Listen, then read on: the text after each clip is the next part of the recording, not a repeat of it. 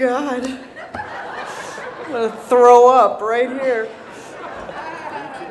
My lips are stuck to my teeth. This is fun. How cute is he? Oh my God. Like literally, we don't even need to hear me. Like he said everything you need to hear. It was enough energy. We can go home. We're done. Good times. Oh my God. What's my name? How did I get here? What are we talking about? My name's Quincy, and I'm an alcoholic. And I want to thank David so much for asking me to come out and share with you guys. Thank you so much to the committee for being so welcoming and generous and funny and just so great. Like, I came to this convention once 22 years ago, and I had actually forgotten I had been here until I drove up yesterday. And I was like, oh, I've done this before. But I want to thank David so much for asking me. It is an honor and a privilege anytime anybody asks me for anything, really, but especially to tell my story. I didn't go out there. I didn't have the life that I had to have a story. I didn't want a story. I didn't want to be alive, and the fact that I'm still here and that you want me here is a big deal, so thank you. And I want to thank my friends and my sponsees who came out from Los Angeles to support me. None of us do this alone, and I couldn't do this without you. And if it wasn't for the people I sponsor, I absolutely would not be having the experience in Alcoholics Anonymous that I'm having. So thank you so much. And thank you to the other speakers. It was great to hear Flo this morning and Eric last night. I'm sorry I missed Joe this afternoon. But,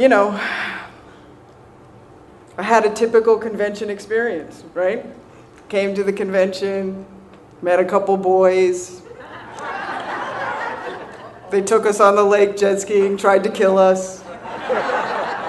Sounds like a typical AA convention, right? At least it wasn't my teens, but it was a good time, so I'm sorry, Joe. And I had fun.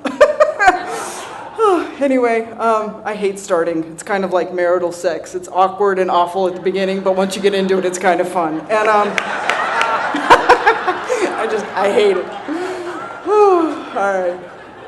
Welcome to those of you that are new. I wish you the greatest adventure of your life in Alcoholics Anonymous. That's what it's been for me. If you've been here a long time and you're struggling, I wish you a great adventure as well. The greatest thing about this program is that we never get there. We never finish. We never get there. There's no there to get to, right? We get to today. And we only have the experience based on what happens today. And I'm so grateful for that, because if I was getting there, I would be gone. There's just nowhere to get. So I'm glad you're all here with me. Let me give you some important information so you can judge me properly. Because don't tell me you're not. My sobriety date is February 1st, 1988. I was 18 years old when I got sober for the second time. I am part of the under 21 club. That had purpose. I tried really hard to make it to 21. It just didn't work that way. My sponsor is Leslie E., and my home group is I do that every time. It's Principles Before Personalities, Big Book Study in Sherman Oaks. So if you ever find yourself in Sherman Oaks on a Thursday night, come find us. And I tell you those three things because when I came to Alcoholics Anonymous, I wanted nothing to do with any of those three things. I didn't want to tell you what my sobriety date was because I wasn't sure I'd had my last drink, and that might put a nail in my coffin, right? I absolutely did not want to sponsor because I didn't want anybody suggesting to me what I could or could not do differently. And I absolutely did not want a home group, because the truth is that if you knew me, you wouldn't like me. And this way I don't like you first, so we're even. And that was the thinking that I came into Alcoholics Anonymous with. I came here believing that my problem was an alcohol problem. I believed that it was a math equation, that if I just got rid of the drugs and the alcohol, that all the problems would die of neglect, right? And that everything would be fine. I really believed that that's what this was about. And so it took me a really long time to get comfortable here, to understand what was going on here. Because I came in here not wanting to know the truth, not thinking I knew the truth, being deathly afraid of asking questions, because if I asked questions, I might look stupid, and if I look stupid, you don't like me, and if you don't like me, I can't handle that, right? So I came in here believing what I believed and thinking that I was right. Anybody in here ever think they're right? Anybody? Just checking. Making sure I'm not alone. Actually, David and I have a very similar story. And it's funny and not funny at the same time. I want to thank the Al-Anons who are here. If it was not for Al-Anon and Alateen and all of those programs, I would be dead today. So thank you to the Al-Anons for putting up with us. Okay, here we go. I love Alcoholics Anonymous. I love, love, love Alcoholics Anonymous. And I love alcohol. I loved what alcohol did for me more than what it did to me, but I love it nonetheless, right? What it did for me was it made me prettier, tittier, and wittier, like that. Right? But what it did to me was I usually blacked out, I usually got violent, and I almost always woke up naked somewhere. And, you know, that was not always fun. For somebody else it may have been fun, but for me it was not. And I grew up in Encino, California, in the San Fernando Valley. Doesn't make me an alcoholic, but it helped. And, and I have a father who was an alcoholic who worked in the music business. And he designed album covers for a living. And so he had a lot of really interesting friends. And my father was the kind of alcoholic who everybody loved. He was funny and charming and intelligent and witty, and everybody wanted to hang out with him. And the house that I grew up in was a party house. Like every weekend we had a huge pool and we had a great big house, and every weekend people would just show up and be at our house all weekend long, or weeks, right? Bands would show up on a tour bus, they'd get off, stay for 6 weeks in between legs of a tour. Just making sure. And then they'd get up and go home. And my father was the kind of alcoholic who literally had like a blood alcohol level of like 1,000 at any given moment, right? He was one of those alcoholics who was always even. You know, you didn't really know he was drunk. He was just constantly buzzed and he was even. And when he wasn't drunk, he was horrible. He was awful. He was dangerous, right? But I never saw that guy. That guy I never saw. I don't remember my first drink. I have pictures of me in diapers with a beer can tipped up, so I'm not clear on the first one. But I am super, super clear on the first drunk. And I remember it like it was yesterday because it was one of those moments in my life that you just can't forget. I was 11 or 12 years old. I have a cousin who's 8 years older than me, and she was graduating from high school. And she was having a party, and so she invited me to this party, and I remember thinking, oh my God, I get to go to the big kids party, like I'm so excited. But I was obsessed, right? I had this mind that was constantly obsessed with what you were thinking about me. Was I cute enough? Was I funny enough? Did my butt look cute in these jeans? Did I like the right bands? Did I swear properly? Like, I was obsessed with what you were thinking about me. And my brain was on fire all the time. I know now that my mind being on fire all the time was what fear looks like. I didn't know that I was constantly in fear. And what I was constantly in fear of was being powerless. I had no idea from the second I got on this planet how to deal with that feeling of being powerless. I had no idea. And I didn't even know that that's what was happening. My brain was just on fire. I was trying to figure out how to make it work, how to make everybody like me, how to get everything done that I needed to get done, and just function on the planet. So I went to this party, and I'm walking up the steps to this party, and my head's on fire, and I walk into the room, and they're all sitting around card tables playing quarters. Now, I'm a quick study, so I think I'll just walk in and sit down and start playing with them like I've been playing my whole 11 years of life, because how hard could it be, right? And so I sit down and I start to drink with them, and I start to feel the alcohol go into my system, and my arms get lighter, and my chest gets lighter, and I'm laughing all the time, and it starts to be the most amazing evening ever, right? But the greatest part about that night was that for the first time in my entire 11 or 12 years of life, everything that was going on inside of my head had stopped. And it was as quiet as that moment we just had. And that was magic. That was magic, right? Did I become a daily drinker at 12 years old? Absolutely not. But did I become obsessed with how am I going to do that again? Oh, yes. right? And all I thought about was, what do I got to do? Who do I got to be? Where do I got to go? Who do I got to know? Because I'm all in. I'm all in all the time. And I became that girl your parents warn you about, right? Like, don't hang out with her. She'll teach you how to smoke. She'll teach you how to drink. She'll teach you how to roll a joint. I was all of that girl. And if you're real lucky, you'll get divergenized in her bed. Not by her, but just there. And that was the way it was. Like, I became that girl that was like, oh, you got to try this. You got to do this. You got to go. You know, and I pulled everybody in. Because I figured if I was doing stuff and nobody wanted to be around me, I couldn't deal with that. So I just brought everybody into my stuff. I was never comfortable. I never felt okay. I never felt right. I just always was focused on you. And I brought everybody into every circle I was in. When I was also 11 years old, my father's alcoholism progressed. It was 1980, and he ended up having a grand mal seizure as a result of his alcoholism. And he went into treatment at St. John's Hospital. Now, in 1980, treatment was not as readily available as it is today. And especially in the rock and roll business, you go into treatment in 1980, you get blackballed. Today, you get a record deal when you leave. But back then, you were blackballed, right? So the entire life that we had of all these glamorous people and all these wonderful things that were happening and all the parties and all the money and all the trips and all the stuff that was going on was gone in a heartbeat. It was gone because of one word, right? And that one word was alcoholic.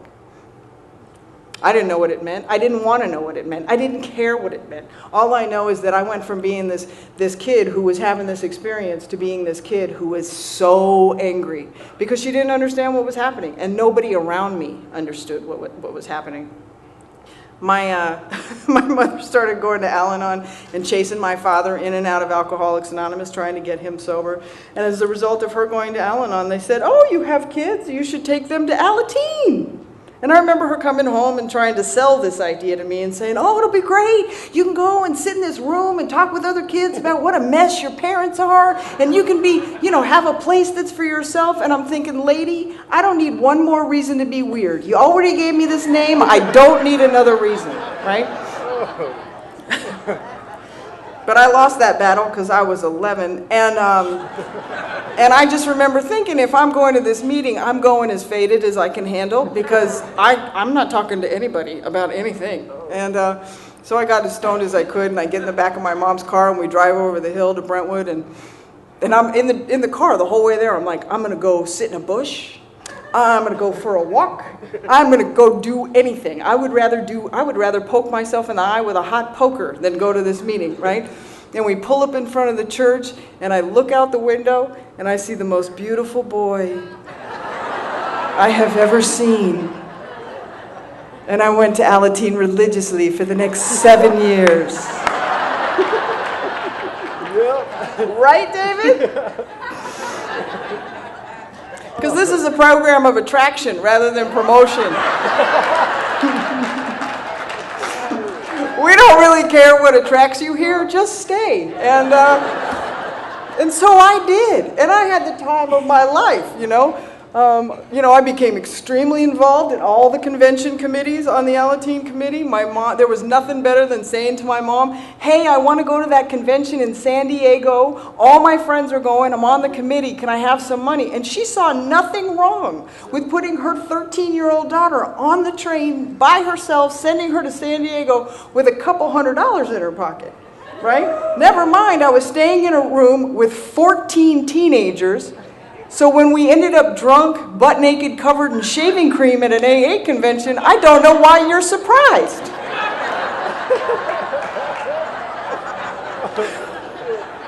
And that's what my drinking looked like when it was working.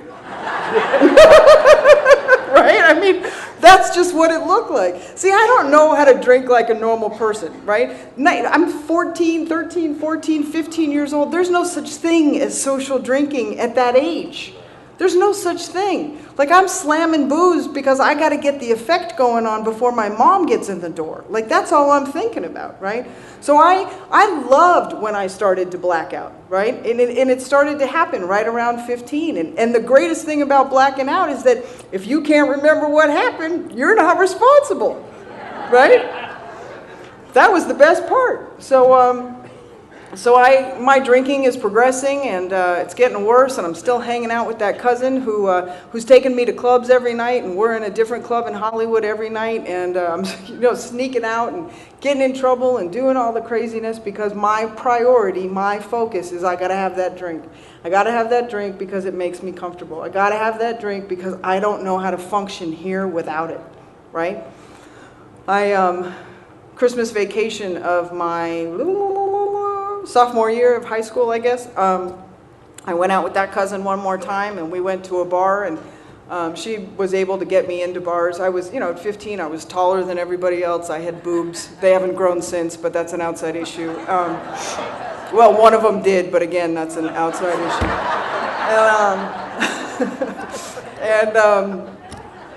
And we went to this bar, and I don't even remember, I remember looking at my watch. It was like 10:30, and we had taken some drinks, and the next thing I knew, it was 5 o'clock in the morning, and I was sleeping in the alley across the street from Grumman's Chinese Theater in Hollywood with my clothes torn, blood all over me, and sleeping next to a bum. And this was when Hollywood was like super gang infested. There were shootouts every night. It was a scary, scary place. It wasn't Disneyland like it is now. And I don't know about you, but I knew that what was happening to me was not normal. I knew that the consequences I was starting to experience as a result of my drinking was not normal. And the only reason I knew that was because I had kind of sort of listened maybe a little bit in the rooms of Alcoholics Anonymous at conventions like this, or around people. I was great on fellowship in Alateen. We all hung out together. We all traveled to conventions all over the place. And every once in a while, we actually listened to what y'all were talking about. And so I knew that the consequences I was having weren't normal. I decided to get sober, right? I decided when I still believed that I had power over whether I could drink or not. And so I got sober, but I didn't want anything to do with anything that y'all were doing. Like, I just wanted to be sober. I just really believed that if you took the drugs and the alcohol out of my body, that everything would be fine. But if you're anything like me, stuff gets worse, right? Those drugs, that alcohol was my solution to dealing with that toxic insecurity and that overwhelming fear that constantly ran my life, that made it so uncomfortable for me to be on the planet. So when you take it away from me, what am I gonna do? How am I going to function when those things happen again, right? All of my character defects come running back to the surface, and I'm a liar, I'm a cheat, I'm a total chameleon. I'll be anything you need me to be. The people of where I hung out on the weekends in AA, they needed me to be one person, and I could fit into that behavior pattern, no problem. And then I would go home, and the people in the valley needed me to be somebody completely different. And I was fine with being that for them too. I never had to be who I was because I couldn't stand to be in my skin, I stayed sober for a little while, but the easiest thing you can give an alcoholic besides a drink is a resentment, so I got one of those. And imagine it's so hard to get a resentment in Alcoholics Anonymous. So, so I copped a resentment at somebody in Alcoholics Anonymous, and I started to build a case. I started to build a case about why I didn't need to be in Alcoholics Anonymous anymore. See, my thinking and the way that I live in my body and in my head is if I can be right about how wrong you are, I don't have to change. That's how I live my life. So I'm an expert at building a case against why you're an idiot. Right? Just ask me, I'll tell you. I will come up with something, right? And so I started to build a case against Alcoholics Anonymous about why I didn't be here. Well, I was 15 when I got sober. Maybe I'm not really an alcoholic. Maybe it was a phase, right? It was a phase. That naked drunk thing was a phase, right? And within 20 minutes of building that case, I was out and off to the races one more time. And this is a progressive disease, right? Which means that, I don't pick up where I left off. I pick up where I am. And my disease was on fire. And there's nothing worse than a head full of AA and a belly full of booze. Like, that's the worst feeling in the whole world. So the amount that I could have drank before in order to be comfortable, it had to be double in order for me to drink now. Because I got to make all those voices go away, and I got to make all those things go away that you guys have told me that I know are true, but that I don't want to apply to my life, right? So I went from blacking out here and there to blacking out almost for an entire 6 months. I have moments where I came to. And it was painful, right? And I don't have to remember what happened or what I did in order to stay that level of out, right? I know what I'm capable of. I know what I'm willing to do to go that far. And I know those things because I've done it sober as well, right? So it doesn't even matter that I don't remember it. But when I woke up on February 1st of 1988, I was pissed off, right? Pissed off. I don't know if you've figured this out about me, but I'm kind of a mouthy broad. And I thought for sure that I would have pissed somebody off enough that they would have hogtied me, thrown me in the trunk of their car, and dropped me in some river somewhere. But that was not the case. Somehow, I had a power that was greater than me that guided me back to the rooms of Alcoholics Anonymous almost completely unscathed. And I don't know how that happened, because that's not what I was trying to do. I was trying to kill myself out there because I don't know how to be here. I don't know how to function. I don't know how to live. I don't know how to be comfortable. I don't like you. I don't like me. I didn't ask to be here. And I don't know how to do this, right? February 1st of 1988 was a rough day. And it was a rough day not only because I was alive and not happy about that, but I also knew that I had no options. I had no other option other than to go back to Alcoholics Anonymous. The worst place on the planet. I don't want to go hang out in meetings of Alcoholics Anonymous with y'all lame people. Like, no, I don't want to go do that, right? I detoxed in my room for a couple of days, and my mother, being the wonderful Al-Anon that she is, finally kicked the door down and she said, "You need to go to a meeting." I was like, God, why? Why is that the only answer? Why is that the only answer? Let's be 100% clear, people. It is not the only answer. Alcoholics Anonymous is not the only solution to alcoholism. It's just the only one that works for me. Okay? Because God only knows I've tried some others, right? Anything. I would rather do anything than go to Alcoholics Anonymous. But Alcoholics Anonymous is the easier, softer way, my friends, and I don't like it, right? I start going to meetings, and somehow y'all knew I was new. Not sure how. May have been the Daisy Dukes and the bikini top I was wearing, but somehow y'all knew I was new. And for some strange reason, I start to speak in a southern accent during this part, so just go with me. I'm not even from the South. Whatever.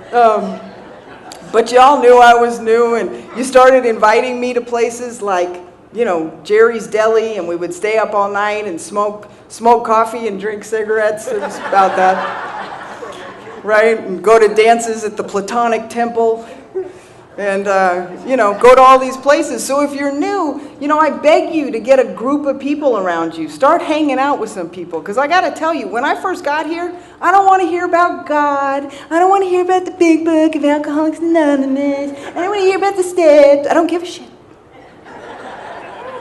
Where's the boys? Where's the fun? Get out of my way. Right? That's how I came here, right? I'm 18. I think I got it going on. I think I know everything at 18, right? I've been here before. I know how this is done. Sort of, right? So I start hanging out with all these people, and I start going to meetings, and then this crusty old guy. Oh, watch out for the crusty old guys. I see some of you in here, too. Crusty! Right? Watch out for them, right? Because this crusty old guy had the cojones to come up to me and say, "You need a job." I believe that is unsolicited advice, my friend. Shut up, old man. I don't need a job. What do I need a job for? He goes, "You have way too much time on your hands, and if you don't get a job, you're going to drink." And he scared me to death. Scared me to death, right? But watch out for them crusty old guys, right? So I'm like, what am I going to do? I had dropped out of high school 3 times because I couldn't figure out how to do it the first 2 times, apparently, right? And what do you do when you're a 19-year-old, no high school diploma badass? Where do you get a job? A job, right? So I had a girlfriend who was in rehab, and she had said, She said, I need you to come to the rehab. I need to make amends to you. And I remember thinking, oh, I'm all about that. Yeah, you do. You owe me. Oh, dude, wow. Let me bring my list of your wrongs. And I, right? Love it when somebody says, I need to make amends. Oh, yes, you do. So I go to the rehab and I hang out with her, and I notice there's all these people sitting around talking about Alcoholics Anonymous and talking about the Big Book and the 12 steps, and they're going to meetings and they're having a life and they're doing these things, and I'm thinking, that's a job I could do. I can sit around and talk crap all day long, no problem. I think I know what I'm talking about, right? I come in here, I don't think I'm wrong, I know what I'm talking about. And so I go and I get an application, and at the top of the application, it says, what's your sobriety date? Y'all heard this one before? Now I'm a lot like Bill W., and I fancy myself a leader and see myself running vast enterprises with the utmost of assurance. And I will prove to the world that I am important. And I thought, keyword thought, if I put down my original sobriety date, how are they going to know? I don't remember that 6 months. How will they? Because the truth is I'm only as sober as I tell you I am. That's it. I'm like, how are they going to know? Nobody's going to know. And if I put down my original sobriety date, maybe they'll give me a better job, right? So they give me a job, and it's the greatest thing that ever happens to me, right? I work in 12 to 16-hour days, strapping kids to beds, throwing them in the druggy buggy, taking them to a different meeting every night, right? Sitting around talking crap all day long about nothing that makes any kind of sense, but I'm believing my own BS, right? And I'm having the time of my life, right? And all of a sudden, I wake up and it's February 1st, 1989. And I'm all, hey, it's like 6 o'clock in the morning, and I realized what the date was, and I was like, hey, you had a year of sobriety. Like, I had a party by myself in my car on the way to work. I was like, woohoo!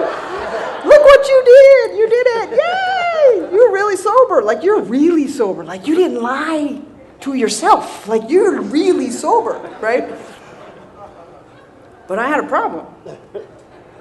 And that problem was everybody else thought I had more than a year sober. And how do you solve a problem like that, Maria?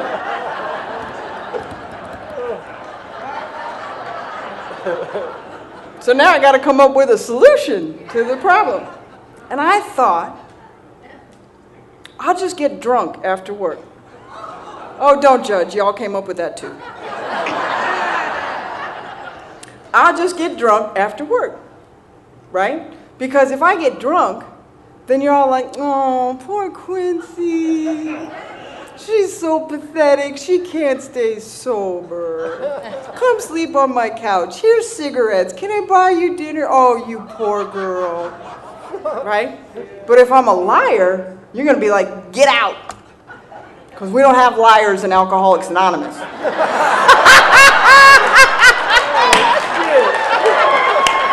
Woo! No liars in here, right? So this is my solution. My solution is, and this is when I really believed that I could just have one drink. See, I don't understand what alcoholism is. I don't understand the disease of alcoholism. I don't understand any of it. I really believe that if you take the drugs and the alcohol away, that the problem goes away. And that I really believed that I had a choice about how much I drank or what I did or how I ended up here, right?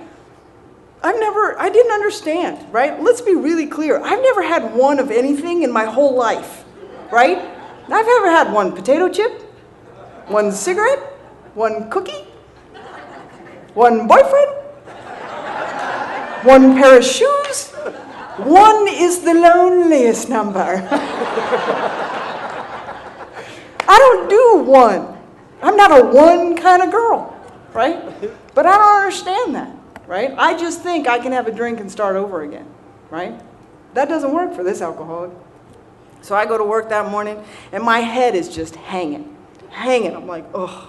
And this girl I have never seen before, she's like, oh, you look like hell. I was like, oh, nice to meet you too. She's all, what's going on with you? And I said, well, I have a year of sobriety today. She goes, oh my God, that's so great. You should be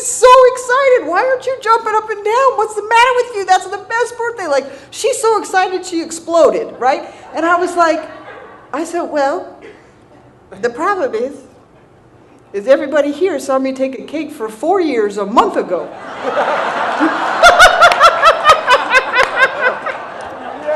She thought that was as funny as you did. I'm like, that's not funny. This is my life we're talking about. That's not funny. She goes, first of all, don't take yourself so seriously. And number two, nobody's thinking about you. And I was like, wait, what?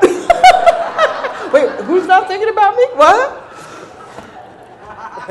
But it was the greatest moment ever, because the truth is, for me, and what it talks about in the spiritual experience in the back of the big book is it says, honesty, open-mindedness, and willingness are the essentials for recovery, which means you cannot recover without them. And it would take me a really long time to understand that there's a huge difference between physical recovery and mental, emotional, and spiritual recovery. They are not the same things. See, all you need is one of those to be physically sober. And that's willingness. That's all you need. Just be willing to not pick up a drink or a drug, and you will be physically sober, no matter what, right? But if you want to recover from a seemingly hopeless state of mind and body, you need them all. And that's hard for us. That's so hard, right? I decided to see if you can relate to this. I'm sure none of you will. I was so impressed with the fact that I had told the truth that I decided I needed a reward. None of you relate to this, right? None of you. I was like so proud of myself. I'm like, I just told the truth. So I needed to pick out my reward, and I needed to have him. He was so cute. He was my reward. I gotta have him. But they don't really like it when you date the patients.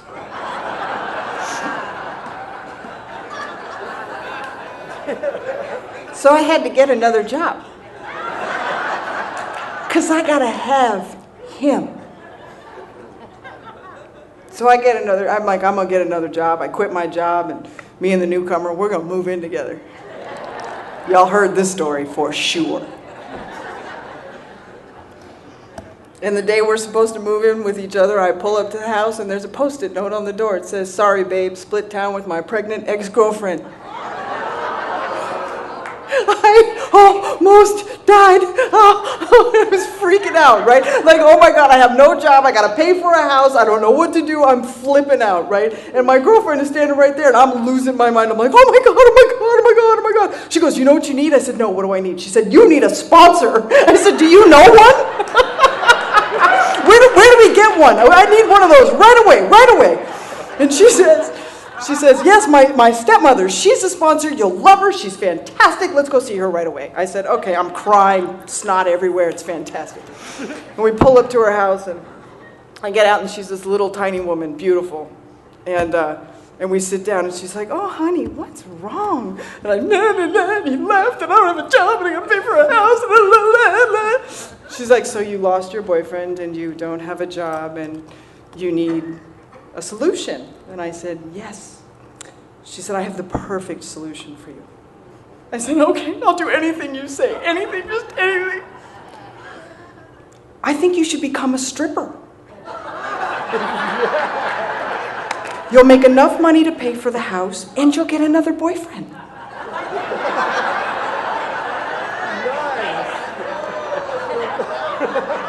This makes perfect sense to me, okay? Perfect sense.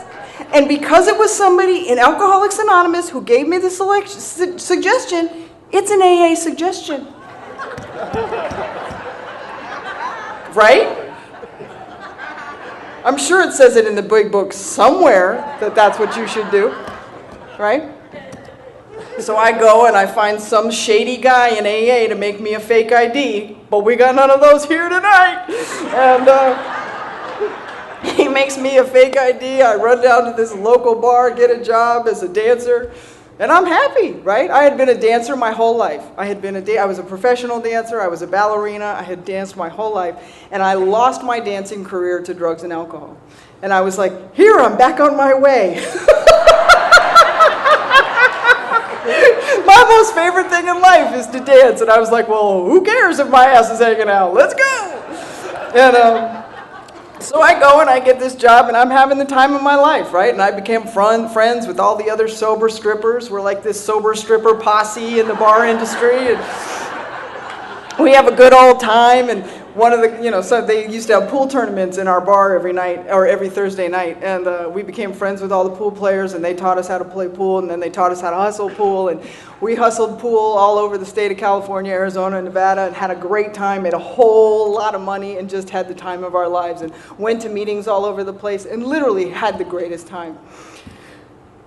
But I didn't really have a sponsor, because once she solved that problem, what do you need her for, really, right? So I'm not running my thinking by anybody. I'm not saying, hey, does this sound like a good idea? Because if you say no, that means I can't do it. And let's just cut the crap. I don't care what you think. So I'm running my life based on all kinds of craziness in my head. And my best friend, who was the lead stripper of this, oh yeah, there's leads, be clear. She was the lead stripper of not only our gang of sober strippers, but of this club. And she had decided to leave the business and join the circus. True story. And when she left, when she was leaving, she was going to leave her boyfriend behind. Now, she didn't really like this boyfriend. He was a sometime Monday kind of guy, right? And she would tell him all the time that she was with me, so he hated me, right? While she was out doing whatever she was doing. So we have this huge party for her at one of the bars, and he and I walk up to each other and we're like, we need to clean this up between us. Like, she's leaving town, there's no reason for us to be mad. I said, yeah, we should clean this up. Let's meet for coffee, right? Y'all know how this story's gonna go? So he and I, we meet for coffee. I'm so sorry. I'm so sorry too. Then we were naked.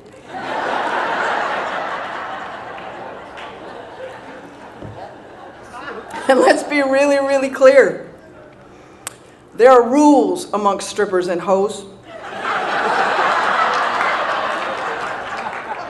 And those rules consist of, you do not date your friend's boyfriend, whether she likes him or not. Right? So I went from making $1,000 a day to making $7 a day. Right? Because the word was out about this hoe right here. Right? And what do you do when you're a used up stripper hoe? Where do you go to get a job? Real estate.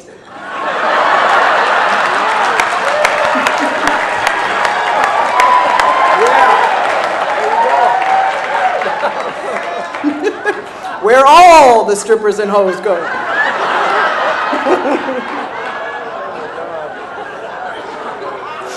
And I would love to tell you, I would love to tell you that this stopped. This behavior stopped. That I stopped making decisions based on self that later placed me in a position to be hurt to the point where my life would blow up and my whole world would implode. I would love to tell you. I mean, I was only 4 or 5 years sober when I changed jobs that time. Right? I'll get back to that in a second, but my father's alcoholism had progressed at this point, and he was dying from esophagus cancer that is related to alcoholism. And I have to tell you about my father because my father was the most amazing man I've ever known in my entire life.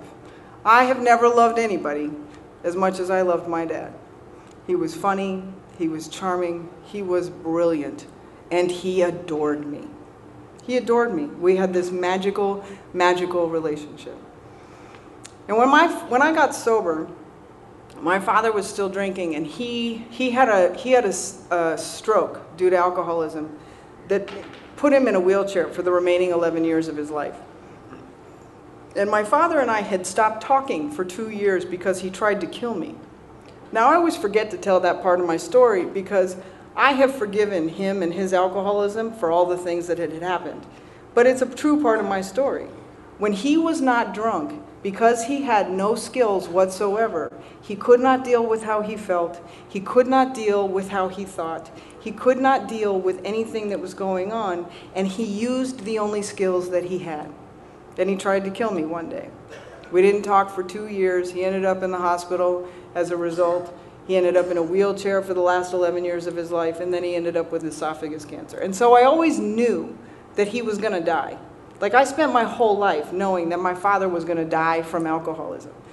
And so I learned in Al-Anon, and I learned in Alateen, that if he could choose to be different, he would. He would have, right? But he couldn't. And I learned how to enjoy him for the person that he was. My father was not an emotional guy. He was not an affectionate guy. He was just a really funny, smart guy, you know? And I remember when he was dying, I was in the middle of working in the real estate industry and driving all over town and constantly moving. And every day I would go see him. Every day I would go to the VA in Westwood and I would go see him. And every night I would tell him how much I loved him and how much, you know, I was so grateful that he was my dad, mistakes and all. I was so happy that he was a part of my life. And I had gotten to that place also because of you people in Alcoholics Anonymous. You people in Alcoholics Anonymous taught me how to be compassionate towards some other alcoholic who can't get this. I mean, the fact that I have gotten this and have stayed here this long is not by my own doing. I have a power greater than myself that obviously feels like I have a purpose to be here, and I have continued to show up and do what is in front of me.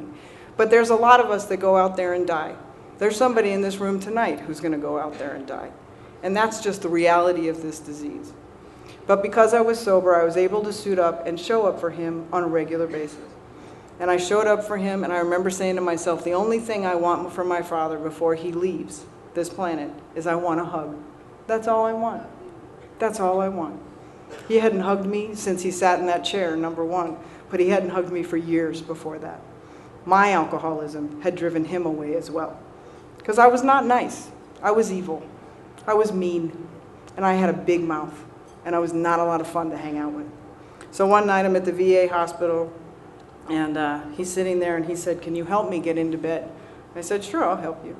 So he stood up, and I stood in front of him like I was just going to help him. And he wrapped his arms around me and started crying. And if I wasn't sober, that moment never would have happened. It never would have happened.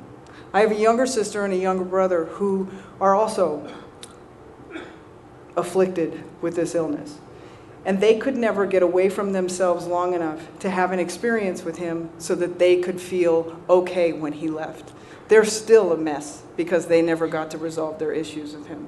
My message to anybody about that is, if you've got something on the table that needs to be resolved, get it done. It's not killing them, it's killing you. Because they're going, and they're not taking your shit with them. Right? When he passed, it was hard for me. You know, I wasn't in Alcoholics Anonymous the way that I'm in Alcoholics Anonymous now. See, there's a very big difference between the Quincy that I was for the first 13 years of my sobriety and the Quincy I've been for the last 17, and I'll explain to you why. But the Quincy I was before, like I told you, I came in here falling victim to the belief that we all fall victim to, right? That if I just stay sober long enough, eventually I'll be able to drink with impunity. So I don't really need to do all this happy horse shit that y'all do, right? I had excused myself from having to do any of that kind of stuff, right? But the greatest thing about getting sober in Los Angeles is there's like 3,000 meetings a week in Los Angeles, right? You can pull geographics in LA and never see people again. When I got sober, I went to meetings on the west side, right? The west side of Los Angeles. Went to meetings all over the place, right? Made friends, had good time, went to meetings, had a good time. But at some point in the game, I made a decision based on self that later placed me in a position to be hurt. I decided that you were wrong, and I was 100% right about how wrong you were, and instead of solving the problem, I just left. And I went from the west side of Los Angeles to the west side of the valley. See, if you cross a mountain range or a freeway, you'll never see those people again. Anybody who lives there knows that, right? So then I'm deep in the West Valley, right? I'm living the dream, right? I'm going to meetings, I'm making friends, I'm making a mess, right? And after a couple of years, I made so many decisions based on self that later placed me in a position to be hurt. I build a case about why I'm right, about how wrong you are. And one more time, I went from the West Valley to the East Valley, cross the 405 freeway, never see those people again, right? Now this keeps happening over and over and over again. And if you've noticed, the person who's going with me is me. Like, I'm the one that keeps going to all these places, right? And when I was 12 years sober, there was a boy. Isn't there always a boy or a girl? I had to have him. He was loaded. Who cares? Because he loves me. And he'll get sober eventually. I move him into my house. He's drunk out of his mind, dealing cocaine out of my house. I don't even know it, right? And y'all are starting to snicker, right? Y'all see, here's that southern person again.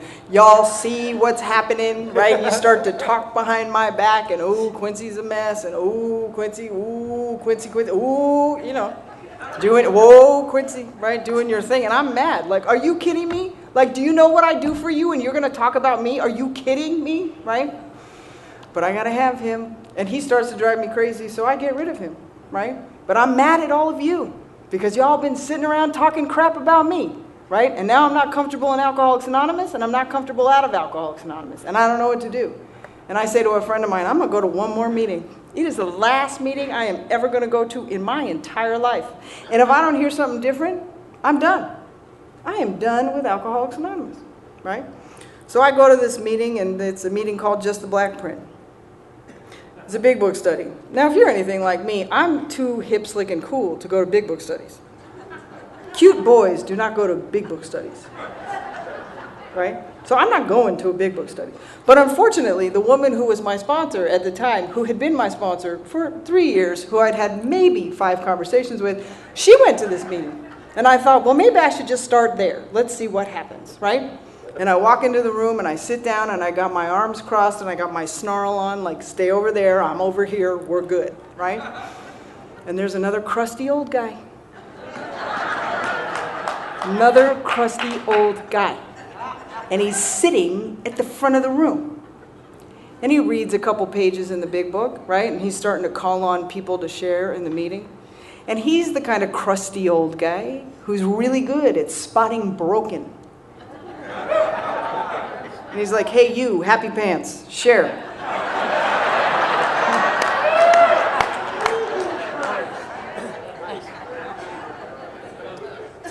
So I share, I vomit all over this meeting about how much I hate you people and I hate Alcoholics Anonymous and I'm tired of this crap and I don't want to do this anymore and blah-bitty-blah, and my life is no different now than it was then, and y'all are drama queens and gossip mongers, and I am too, but we're not talking about me, we are talking about you,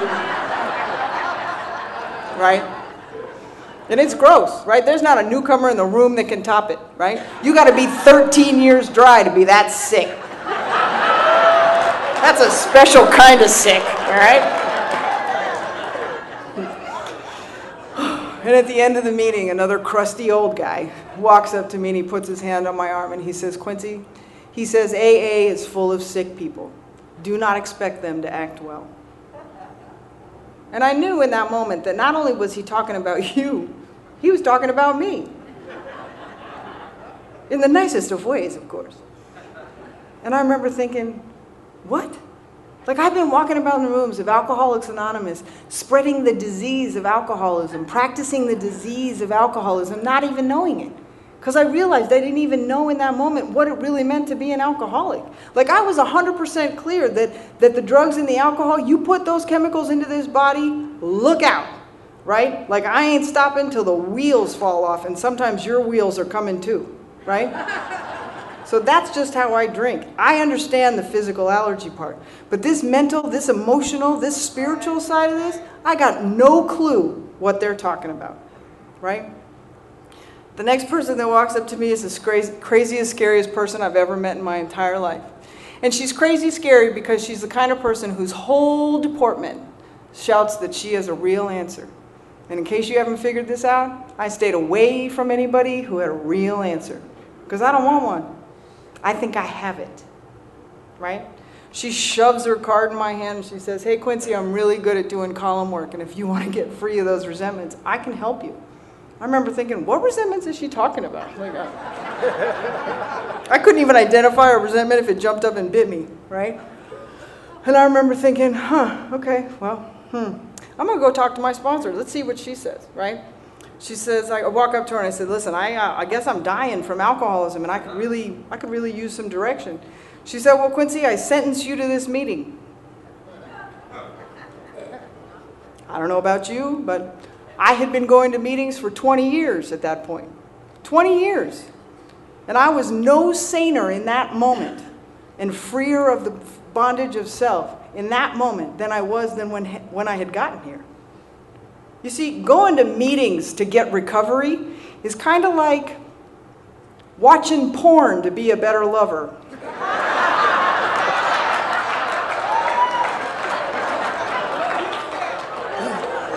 You can get some good ideas there, but if you don't get in there and do the work, it ain't happening.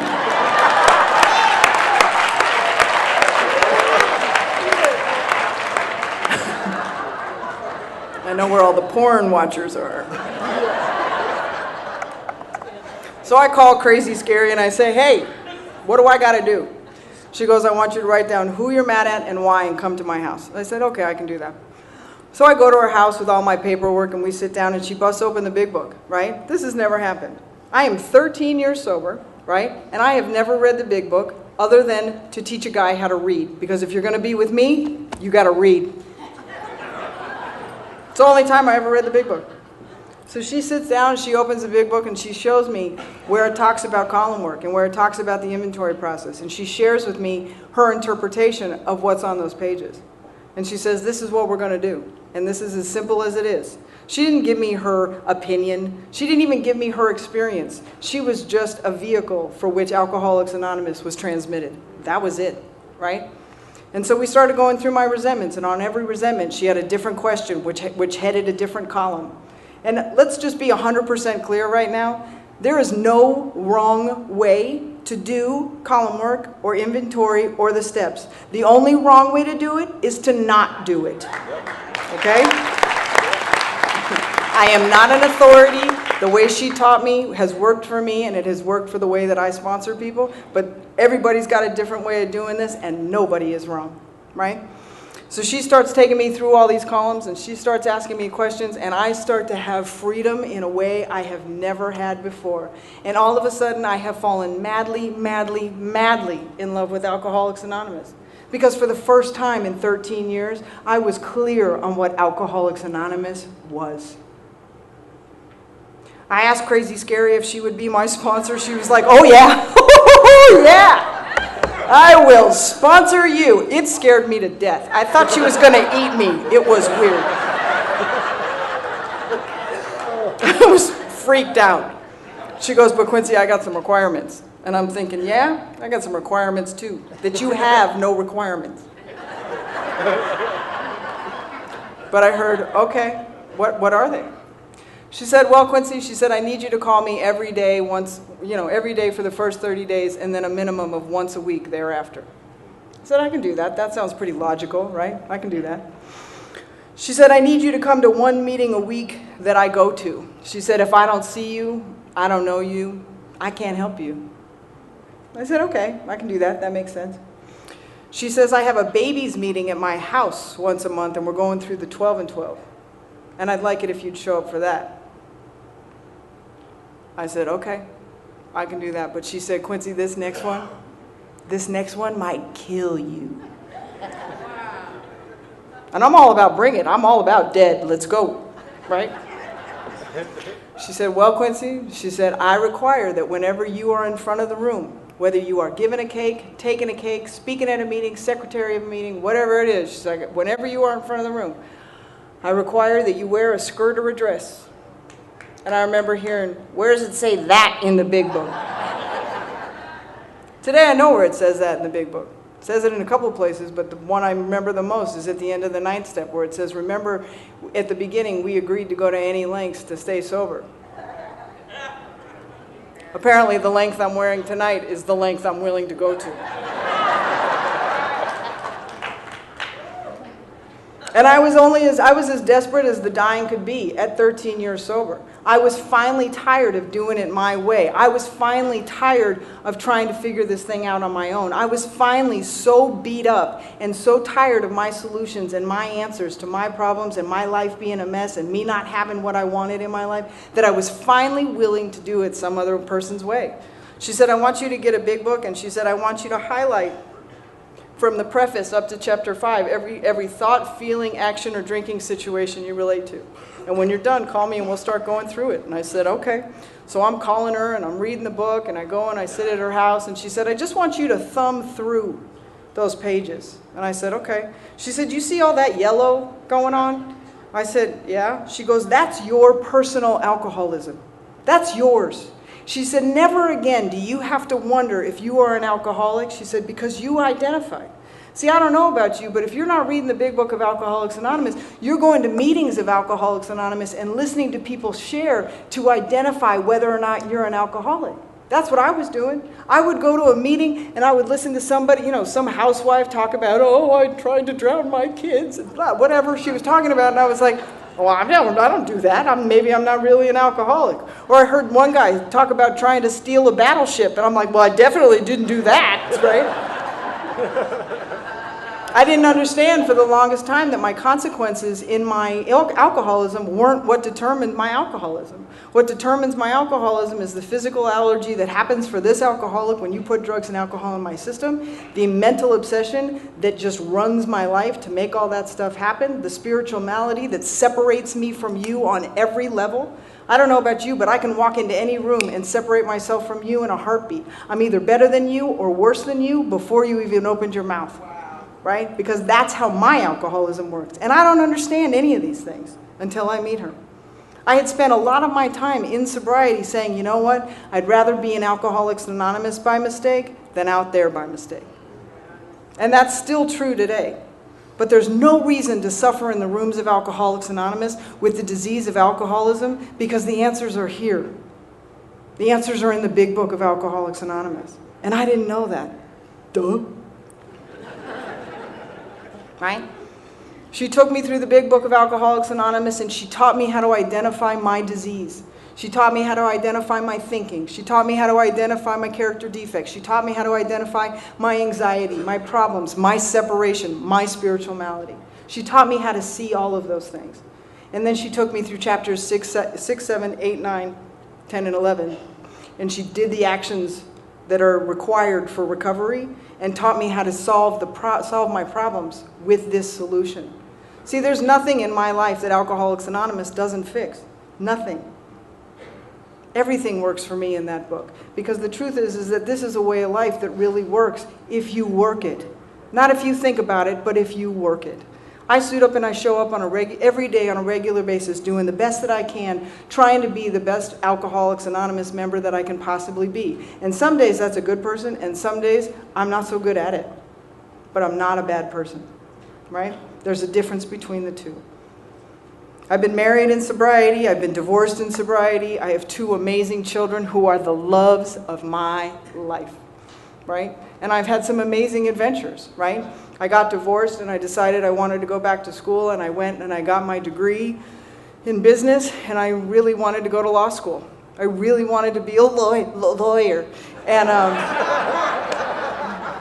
really did. And And so I worked my ass off. I worked my ass off. I pushed. I sacrificed time with my kids, sacrificed times in Alcoholics Anonymous so that I could go to school and I could live this dream and I could be this person that I thought I was supposed to be. And I got through college and I graduated with a great GPA and I got into law school and I started going to law school and I had a great time and it was killing me.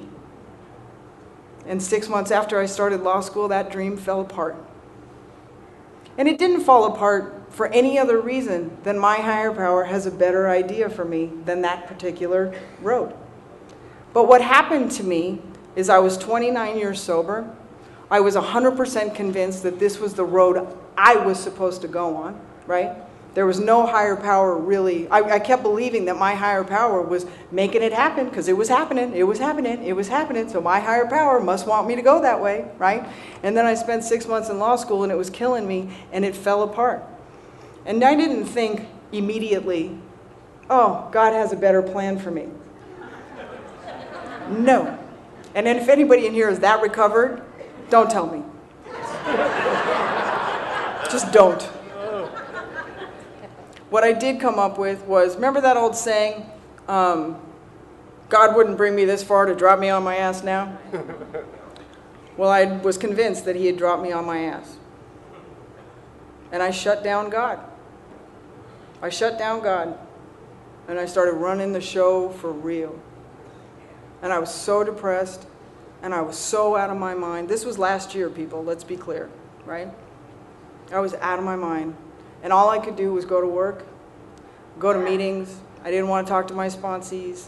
I was estranged from my sponsor for something else that had happened, and I didn't know what to do about that situation. And I didn't know how to function. And I shut down. Shut down. I couldn't do it. Couldn't do it again. Couldn't do it anymore.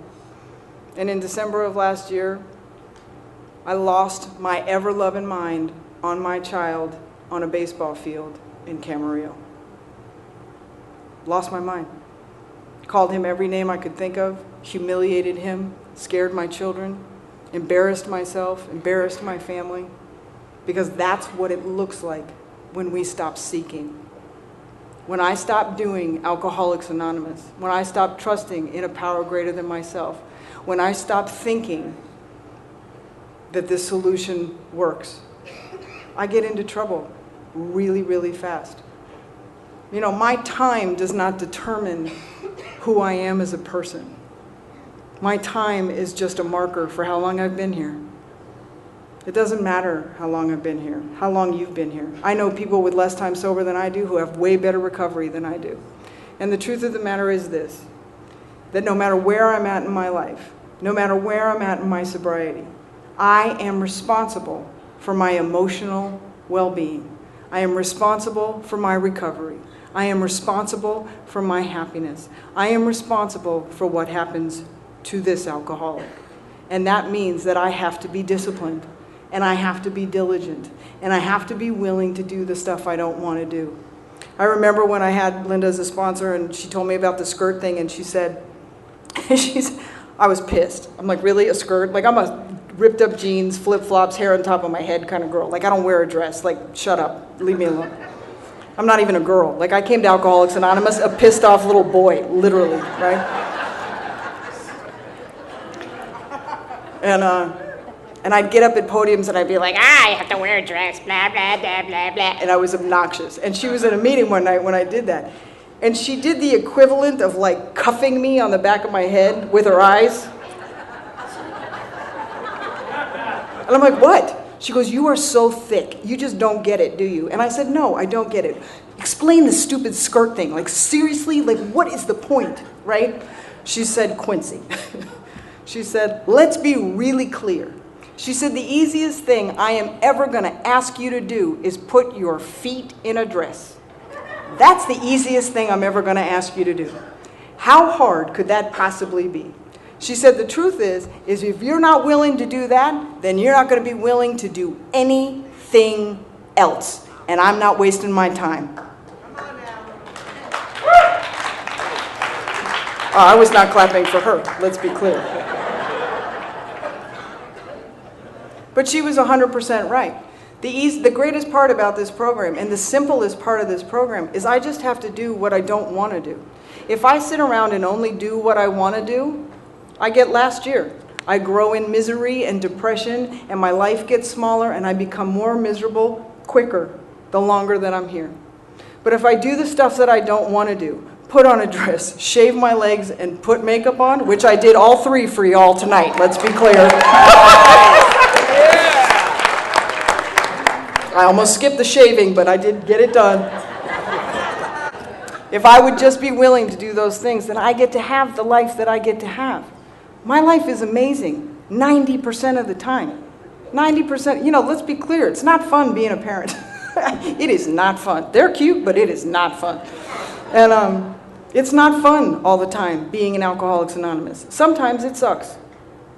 Sometimes it sucks. But the truth is that I suit up and I show up. I don't let how I feel determine my behavior, and I get to do the stuff I don't want to do. And as a result, I get to be in a room with you guys. If you are new to Alcoholics Anonymous, I welcome you to the greatest adventure of your life. It can be really easy or it can be really hard. It's up to you. Just on a last note, let's be really clear about what contrary action looks like, right? It's doing stuff you don't want to do. Well, there's only one thing in life I want to do. That's take a nap. Anything other than that is contrary action, right? So if you're just like me, I welcome you to the greatest event of your life. And thank you so much for listening. Thank you. That was great.